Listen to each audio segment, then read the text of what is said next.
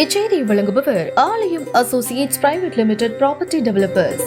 ஆலயம் associates private limited, number 52, third floor 3B, Ram Darbar, Sterling Road, Nungambakkam, Chennai 6,34,000.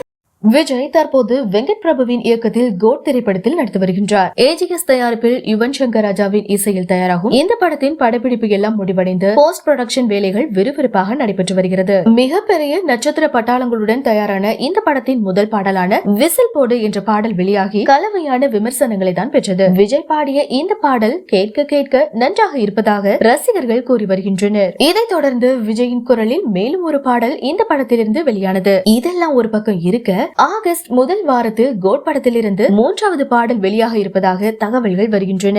இதையடுத்து September 5ஆம் தேதி விநாயகர் சதுர்த்தியை முன்னிட்டு இந்த படம் திரையில் வெளியாக இருக்கிறது. இந்த படத்தை தொடர்ந்து விஜய் தன் கடைசி திரைப்படமான தளபதி 69 பட வேலைகளை துவங்க இருக்கிறார். அரசியலுக்கு செல்லும் விஜய் தளபதி 69 படத்திற்கு பிறகு நடிப்பில் இருந்து விலகி இருக்கிறார். எனவே அவரின் கடைசி திரைப்படத்தை இயக்க போவது யார் என்ற கேள்வி கடந்த சில மாதங்களாகவே இருந்து வந்த நிலையில வினோத் தான் தளபதி 69 படத்தை இயக்குள்ளார் என தகவல் வந்துள்ளது.